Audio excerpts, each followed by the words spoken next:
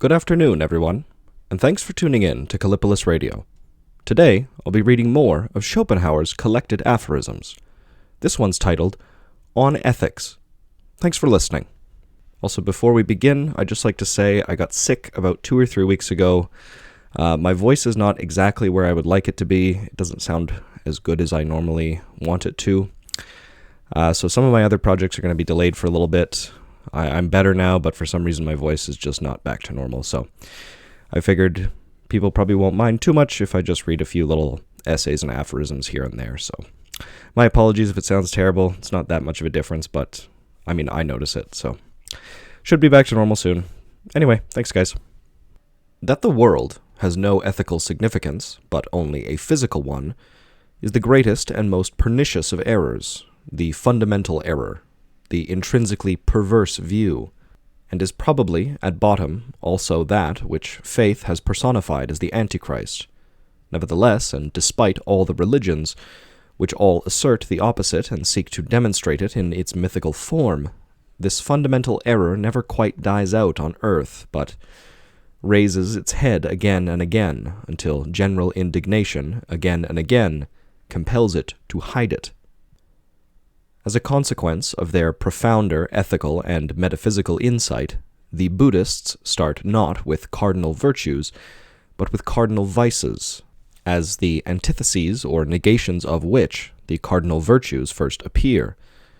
According to J.J. Schmidt's Gesichter der Ostmongolen, the Buddhist cardinal vices are lust, sloth, wrath, and avarice, although pride should probably stand in place of sloth, as it does in the Edifying and Curious Letters, edition of 1819, where, however, envy or hatred is added as a fifth.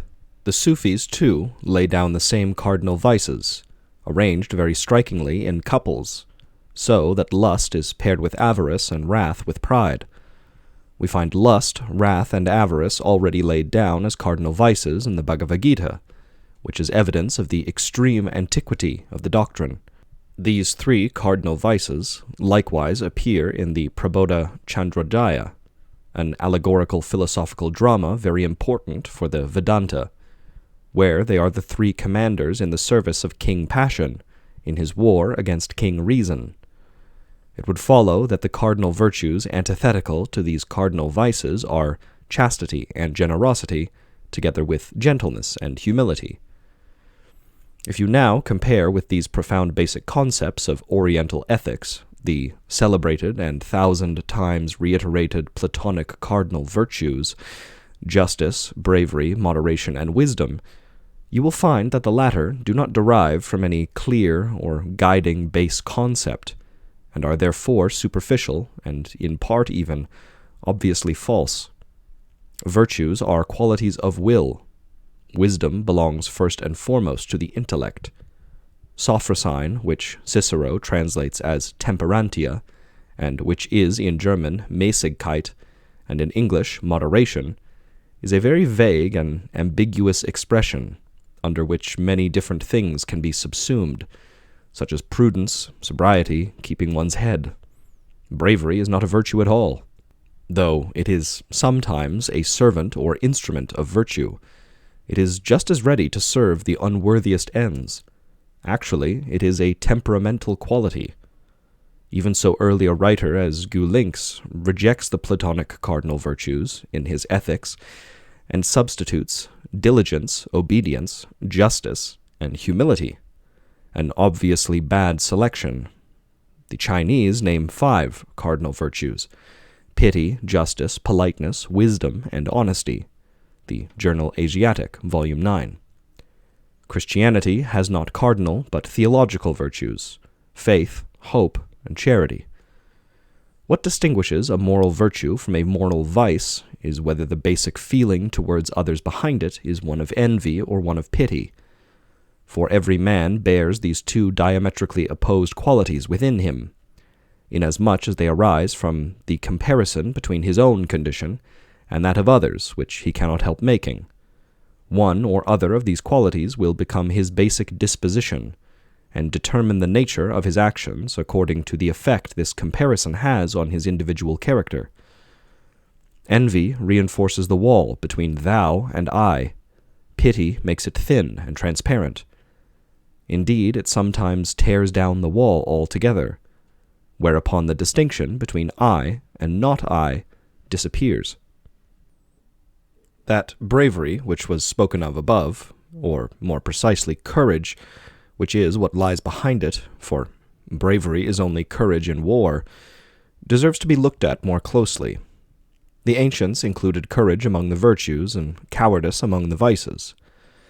This assessment does not accord with the Christian outlook, which is directed towards sufferance and benevolence, and whose doctrine forbids all enmity, and, properly speaking, even resistance, so that this assessment of courage and cowardice no longer obtains. We have nonetheless to admit that cowardice does not seem to us to be very consistent with a noble character, the reason being that it betrays a too great solicitude for one's own person.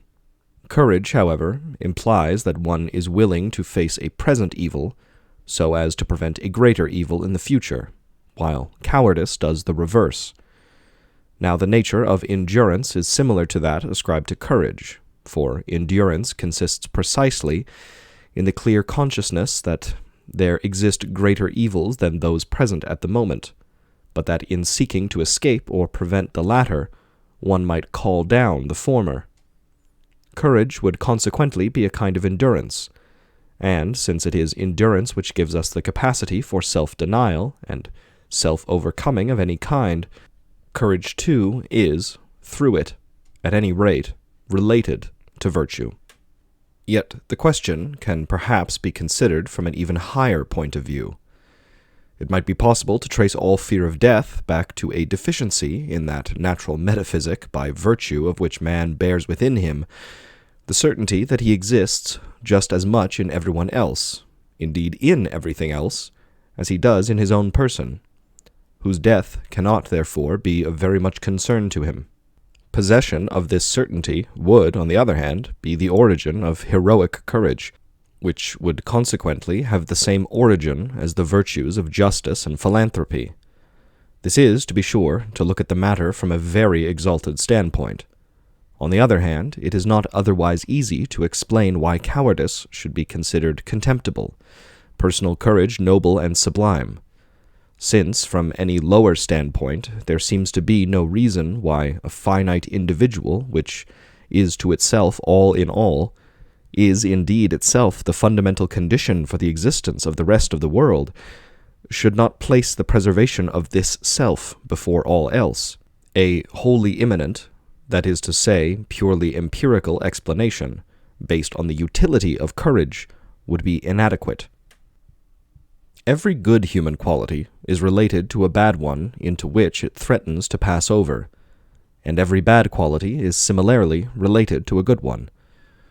The reason that we so often misunderstand people is that when we first make their acquaintance, we mistake their bad qualities for the related good ones, or vice versa. Thus, a prudent man will seem cowardly, a thrifty one avaricious, or a spendthrift will seem liberal, a boor frank and straightforward, an impudent fellow full of noble self-confidence, and so on. Whoever lives among men will again and again be tempted to assume that moral wickedness and intellectual incapacity are closely connected and spring from one root. The impression that this is so arises merely because they are so often found together, and this can be explained by the very frequent occurrence of both, which means they often have to live together under the same roof. Not that it can be denied that they play into the hands of one another to their mutual advantage, which is why so many people present so very disagreeable an appearance, and why the world is as it is. For want of understanding is favorable for making baseness, wickedness, and falsity appear visibly, while cleverness knows better how to conceal them. And, on the other hand, how often perversity prevents a man from seeing truths that his reason is quite capable of grasping. Yet, let no one give himself airs.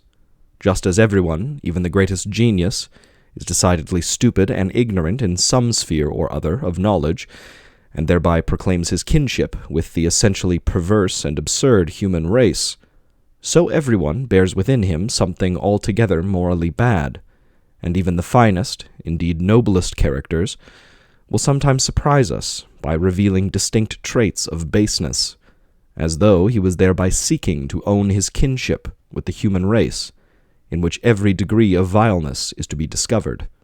With all this, however, the difference between man and man is incalculably great, and many would be appalled if they could see others as they really are. Oh, for an Asmodeus of morals, who would let his minions see not only through roofs and walls, but also through the veil of pretense, falsity, hypocrisy, lies, and deception which extends over everything, so that they would know how little true honesty there is in the world, and how often, even where one least suspects it, all the virtuous outworks merely conceal the fact that, secretly and in the innermost recess, dishonesty sits at the helm. For our civilized world is nothing but a great masquerade. You encounter knights, parsons, soldiers, doctors, lawyers, priests, philosophers, and 1,000 more. But they are not what they appear. They are merely masks behind which, as a rule, money grubbers are hiding. One man puts on the mask of justice, the better to attack his fellows. Another, with the same object in view, chooses that of public good and patriotism. A third, that of religion and purity of faith. Many have put on the mask of philosophy, philanthropy, and the like for their various ends. Women have a narrower range to choose from. Usually they employ the masks of modesty, coyness, simplicity, and demureness. Then there are universal masks without any special character, as it were dominoes, which are therefore to be met with everywhere. Among these are strict honesty, politeness, sincere sympathy, and grinning affability.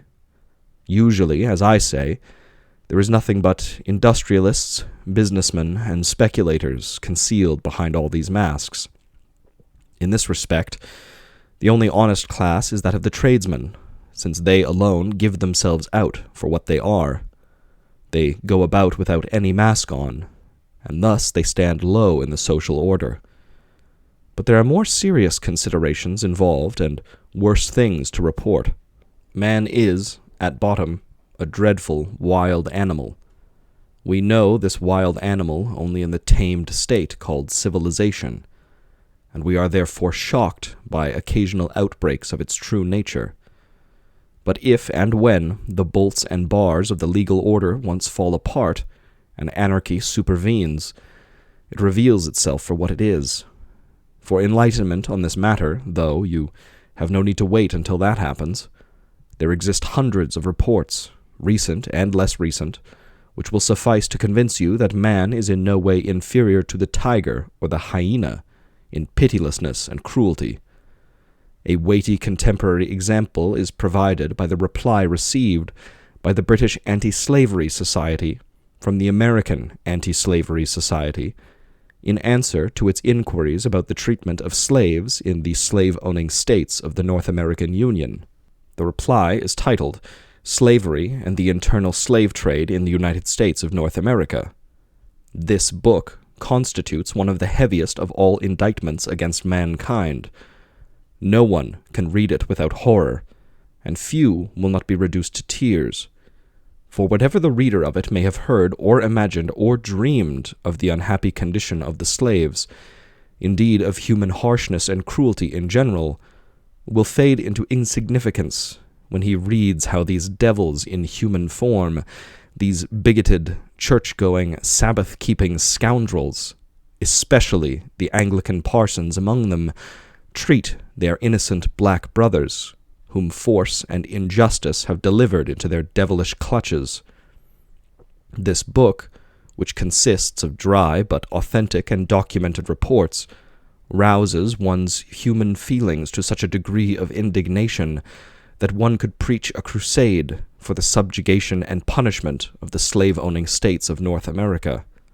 They are a blot on mankind. But we do not need to go to the New World for examples.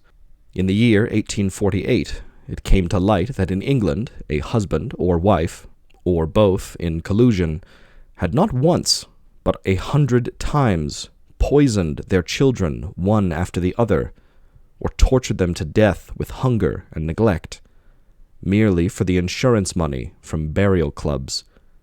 Children were insured with several, in some cases as many as 20 such clubs. See the Times, 2022 and 23rd September 1848. Reports of this sort belong, it is true, to the blackest pages of mankind's criminal record. But the source of them, and of everything like them, is the inner and inborn nature of man, in which the first and foremost quality is a colossal egoism, ready and eager to overstep the bounds of justice. Does the admitted necessity for so anxiously guarded European balance of power not already contain a confession that man is a beast of prey, which will pounce upon a weaker neighbor as soon as he notices his existence? And is this fact not confirmed every day in ordinary life? Gobineau, in The Races of Humanity, called man the wicked animal par excellence, which people took very ill because they felt it was aimed at them. But Gobineau was right, for man is the only animal which causes pain to others with no other object than causing pain. The other animals do it in the cause of appeasing their hunger or in the rage of battle. No animal ever torments another for the sake of tormenting, but man does so, and it is this which constitutes the diabolical nature, which is far worse than the merely bestial. The worst trait in human nature, however, is schadenfreude, since it is closely related to cruelty, indeed differs from this only as theory differs from practice, but generally arises under circumstances in which pity ought to arise, which, as its antithesis, is the true source of all genuine justice and love of mankind. The antithesis of pity, in another sense, is envy, inasmuch as it is excited by an antithetical cause. That it is the antithesis of pity derives first and foremost from what causes it, and only as a consequence of this cause does it become the feeling of envy itself. Thus envy, although reprehensible, admits of some excuse and is humanly understandable, while schadenfreude is diabolical, and its derision is the laughter of hell. Now, if, having taken stock of human wickedness, as we have just done, you feel a sense of horror at it, you should straightway turn your eyes to the misery of human existence. And if you are shocked at this misery, you should turn your eyes to its wickedness. Then you will see that they balance one another. You will become aware of the existence of an eternal justice, that the world itself is its own universal last judgment, and you will begin to understand why everything that lives must atone for its existence, first by living, and then by dying. Readers of my ethical philosophy will know that with me, the foundation of morality ultimately rests on the truth which is in the Veda and the Vedanta, expressed in the mystical formula, tat tvam asi, this art thou, by which is meant every living thing, whether man or animal. It is called the Mahavakya, the great word. The recognition of one's own essential being in another, objectively present individual is most clearly and beautifully evident in those cases in which a human being, already on the brink of death, is anxiously and actively concerned with the welfare and the rescue of others. Of this kind is the well-known story of the servant girl who was one night bitten in the yard by a mad dog. Believing herself beyond help, she seized the dog, dragged it to the kennel, and locked the door, so that no one else should fall victim to it. Another example is the incident in Naples immortalized by Tischbein in one of his watercolors, a son bearing his aged father on his back in fleeing from a stream of lava which is rushing down towards the sea. When there remains only a narrow strip of land left between the two destructive elements, the father bids his son lay him down and save himself, since otherwise both will perish. The son obeys, and in departing looks back at his father in a last farewell. This is what the painting depicts. Entirely opposite, too, is the historical event depicted by the masterly hand of Walter Scott in The Heart of Midlothian. Two criminals have been condemned to death. One of them, whose ineptitude has led to the capture of the other, overpowers the guard in the church after the funeral sermon and succeeds in freeing his companion, without making any attempt to free himself. Also, to be included here, indeed, although the Western reader might find it offensive, is a scene often reproduced in copperplate print, in which a soldier kneeling to be shot by a firing squad is violently shooing away his dog, who is running up to him. In every case of this kind, we see an individual who is, with perfect certainty, going to meet his immediate destruction, ceasing to think about his own preservation, in order to direct all his attention and effort to that of another. What could possibly express, more clearly, the consciousness that this destruction is only the destruction of a phenomenon, and is therefore itself phenomenon, while the essential being of him who faces destruction remains unaffected? It continues to exist in the other, in whom at precisely this point he so clearly recognizes it, as his actions prove. For if this were not so, if we had before us a being actually about to be annihilated, how could this being betray so intense an interest in the welfare and continued existence of another, as it does betray in expending its last energies to this end? There are two, in fact, antithetical ways of becoming conscious of one's own existence. Firstly, by empirical perception, by seeing it as it appears from without, an evanescently small existence in a world boundless in space and time, as one among the 1,000 million human beings who run around on this earth and do so for a very brief time, renewing themselves every 30 years. Secondly, however, by plunging into one's own inner self and realizing that it is all in all and actually the only real being which, as an addition, sees itself reflected in its outward form as if in a mirror. That the former mode of knowledge comprehends merely phenomena conveyed through the agency of the principium individuationis, but the latter is a direct perception of one's being as a thing in itself. This is a theory in which I am supported as regards the first part by Kant, but as regards both parts by the Veda. The simple objection to the latter mode of knowledge is, of course, that it presupposes that one and the same being can be at different places at the same time, and yet be wholly present in each of them. But if this is from the empirical standpoint a palpable impossibility, indeed an absurdity, it is nonetheless perfectly true of the thing in itself, because that impossibility and absurdity depends entirely on the phenomenal forms which constitute the principium individuationis.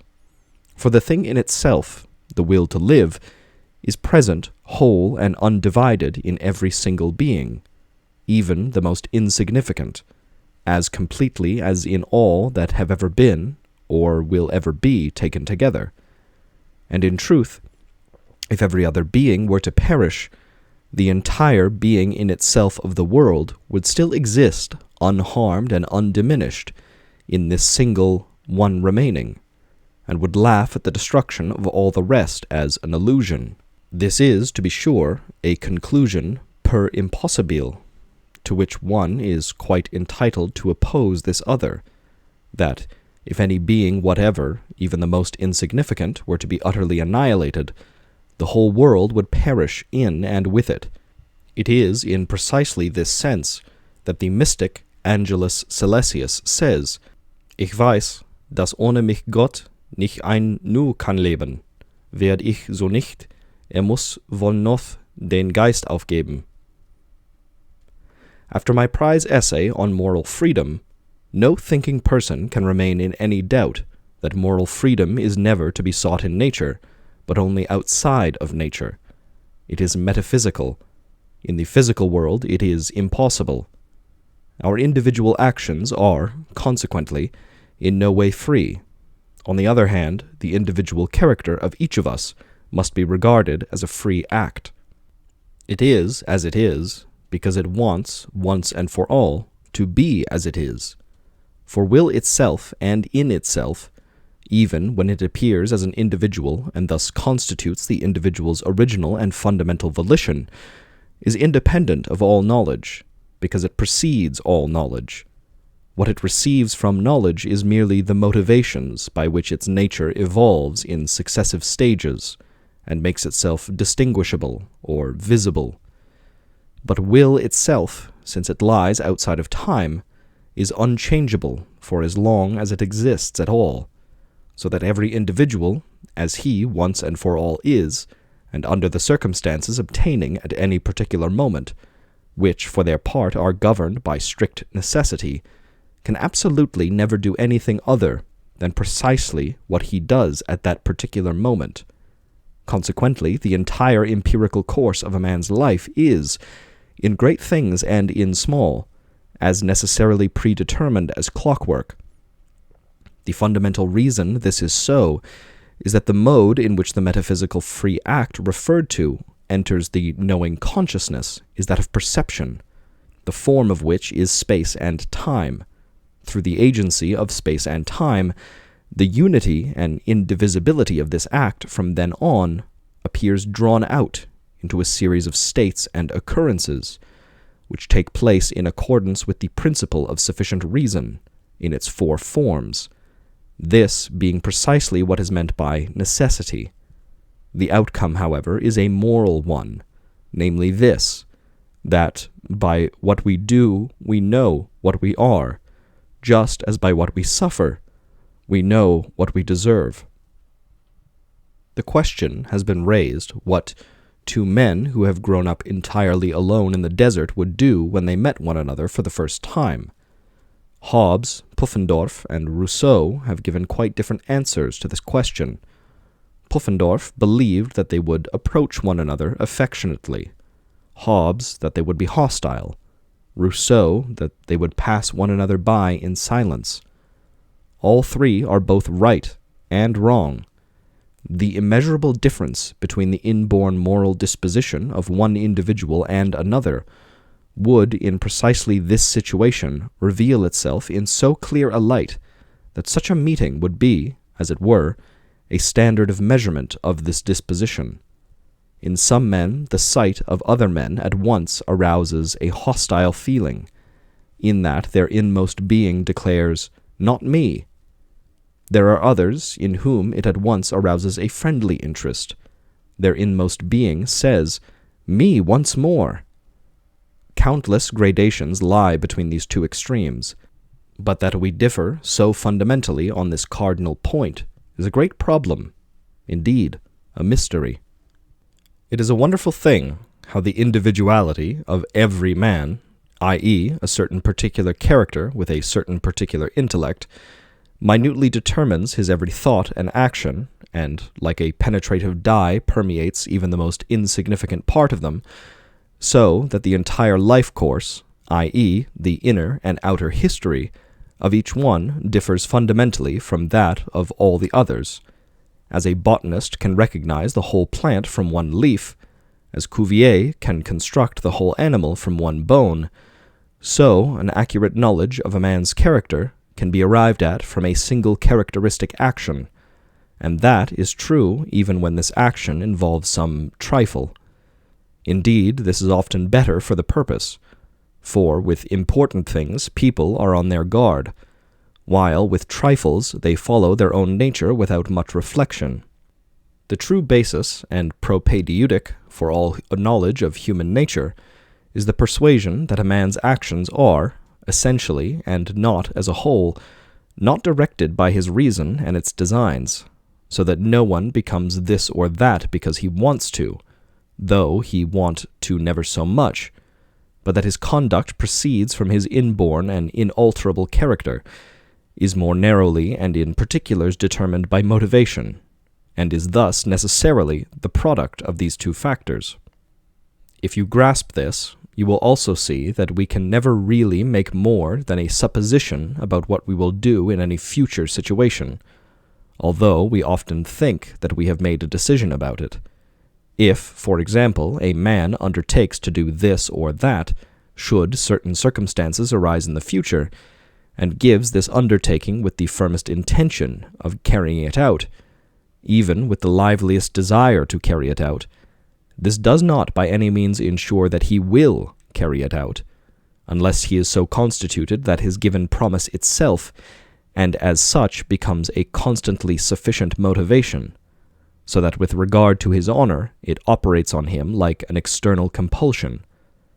What he will actually do when these circumstances arise can, moreover, be predicted only from a true and perfect knowledge of his character, and of the external circumstances under whose influence he has come, although, if these conditions were met, it could be predicted with absolute certainty. The unalterability of our character, and the necessary nature of our actions, will be brought home with uncommon force to anyone who has, on any occasion, behaved as he ought not to have behaved, who has been lacking in resolution or constancy or courage or some other quality demanded by the circumstances of the moment. Afterwards he honestly recognizes and regrets his failing, and no doubt thinks, "I'll do better another time."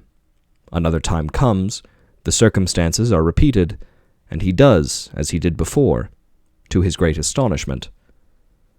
The best illustration of the truth here under discussion is provided in general by the plays of Shakespeare, for he was thoroughly convinced of it, and his intuitive wisdom expresses itself in concreto on all sides. I would like to exemplify it, however, with a case in which he emphasizes it with particular clarity. I mean the character of the Earl of Northumberland, whom we see traverse 3 tragedies without ever really taking a major role in the drama, but, on the contrary, appearing in only a few scenes spread over 15 acts, so that unless you give it all your attention, you can easily lose sight of the moral consistency of his character, though the poet never lost sight of it. Whenever Northumberland appears, Shakespeare allows him a noble, knightly demeanor, and gives him language appropriate to it. Indeed, he sometimes has very beautiful and even sublime passages to speak, since Shakespeare's practice is very far removed from that of Schiller, who likes to paint the devil black, and whose moral approval or disapproval of the characters he is drawing is audible in the words they themselves speak. In the case of Shakespeare, as also in that of Goethe, every character is, while he stands and speaks, entirely in the right, though he be the devil himself. Compare in this respect Goethe's Duke of Alba with Schiller's. We first make the acquaintance of the Earl of Northumberland in Richard II, where he is the first to plot against the king in favor of Bolingbroke, later Henry IV, whom he has earlier, Act 3, Scene 3, personally flattered. In the following act he is reproved for referring to the king simply as Richard, which, however, he asserts that he did merely for the sake of brevity. Soon afterwards, it is his insidious speech which persuades the king to capitulate. In the following act, in the scene in which he abdicates, Northumberland treats him with such disdain and harshness that the unhappy broken monarch for once loses his patience and cries, "Fiend, thou tormentest me ere I come to hell." At the end of the play he informs the new king that he has sent the severed heads of his predecessors' followers to London. In the following tragedy, Henry IV, he plots against the new king in the same way that he did against the old. In the 4th act we see the rebels joined together preparing for the following day's decisive battle, and impatiently awaiting the arrival only of him and his forces. At length a letter arrives from him.